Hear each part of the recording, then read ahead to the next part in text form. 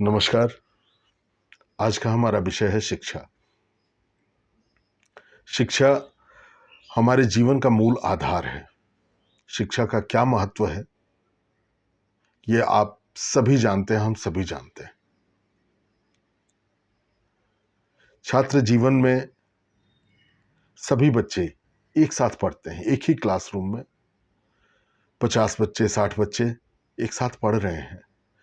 लेकिन देखा जाता है कि उसी में से कुछ छात्र जो हैं बहुत अच्छे नंबर लाते हैं, मेरिट में आते हैं, और कुछ छात्र उनका रिजल्ट ठीक नहीं होता। जबकि पढ़ाने वाला शिक्षक एक ही है, एक ही सब्जेक्ट पढ़ाया जा रहा है, लेकिन इसके बावजूद कुछ बच्चे अच्छा कर पा रहे हैं और कुछ बच्चे नहीं ठीक कर पा रहे हैं। इसका वजह क्या है? आज इसी को मैं समझाना चाहता हूं। देखिए, हम सभी के बच्चे, हम सभी की ये चाहत होती है कि हमारा बच्चा अच्छा पढ़े लिखे, अच्छा कैरियर हो, अच्छा आदमी बने। यह हम सबकी चाहत होती है। लेकिन छात्र जीवन में कहां क्या कमी रह जाती है? कैसे बच्चे आगे नहीं बढ़ पाते हैं? देखिए, कुंडली में कुछ ऐसे ग्रह होते हैं जो कि प्रभावित करते हैं शिक्षा को। जैसे मान लीजिए कि किसी बच्चे की कुंडली में शुक्र की दशा चल रही है या चंद्रमा की दशा चल रही है, तो देखा गया है कि शुक्र और चंद्रमा ये दोनों ऐश्वर्य सुख देने वाले ग्रह हैं।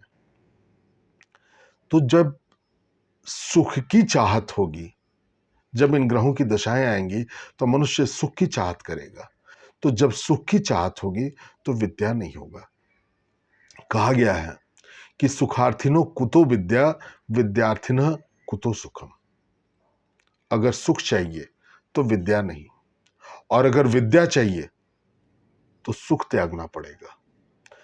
तो कुंडली में शुक्र हो या चंद्रमा हो, जो ऐश्वर्य सुख देने वाले ग्रह हो, अगर इनकी महादशा हो तो मनुष्य को सुख की तरफ ले जाते हैं, जिससे विद्या में कमी हो जाती है।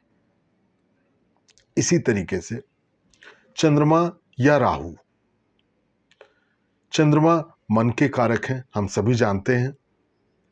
और ये जब दशा काल में और खराब स्थिति में हो, कमजोर स्थिति में हो, पापा ग्रहों से दृष्ट हो, तो ये मनुष्य को प्रभावित करते हैं। कैसे प्रभावित करते हैं? कि मन को एकाग्र नहीं होने देते हैं, मन स्थिर नहीं हो पाता है। और शिक्षा पढ़ाई के समय में मन का स्थिर होना अति आवश्यक है। तो जब ये मन को प्रभावित करेंगे तो मन एकाग्र नहीं होगा, और जब मन एकाग्र नहीं होगा तो पढ़ाई में मन नहीं लगेगा।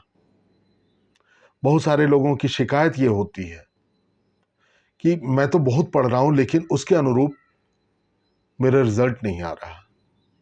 कारण यही है। इसी तरीके से राहु, राहु का जो कैरेक्टर है, राहु कंफ्यूज करके रखता है मनुष्य के दिमाग को। तो मनुष्य का दिमाग जब कंफ्यूजन में रहेगा तो कैसे पढ़ाई होगी?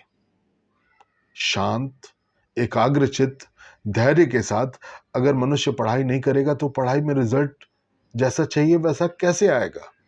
तो ये ग्रह शुक्र हो गए, चंद्रमा हो गए, राहु हो गए, ये ग्रह प्रभावित करते हैं। तो मेरा आप सबसे निवेदन है कि अगर आपका बच्चा अगर पढ़ाई में मन नहीं लगा रहा है तो सबसे पहले अपने नजदीकी किसी अच्छे ज्योतिषी को उस बच्चे की कुंडली दिखाएं, और उसमें देखा जाए कि किस ग्रह की दशा किस वजह से, क्योंकि ग्रह प्रभावित करते हैं। जब जैसा जिस समय जो ग्रह आएगा उसी के अनुसार उस व्यक्ति का स्वभाव या उसकी मानसिक दशा एकदम बदल जाएगी। तो उसमें देखा जाए कि शुक्र हो या चंद्रमा हो या राहु हो, अगर पीड़ित हैं, अगर ये पीड़ा पहुंचा रहे हैं, तो कैसे इन ग्रहों को ठीक किया जाए। तो किसी अच्छे ज्योतिषी से सलाह लेकर के और छात्र जीवन में इन समस्याओं का समाधान निश्चित रूप से कराना चाहिए। वैसे अगर मान लीजिए कि बच्चा पढ़ने में मन नहीं लगा रहा है या किसी तरह की अगर दिक्कत है, तो सबसे पहला काम, रोज 108 बार श्री गणेश जी का बीज मंत्र ओम गंग गणपते नमः, ओम गंग गणपते नमः, इस मंत्र का जप वो छात्र जो है प्रतिदिन एक माला करे और बुधवार के दिन 11 दूर्वा गणेश जी को निश्चित रूप से चढ़ाए। इससे आप देखेंगे बहुत परिवर्तन होगा।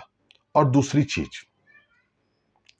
2 चीज और करने के लिए कहूंगा कि रोज प्रतिदिन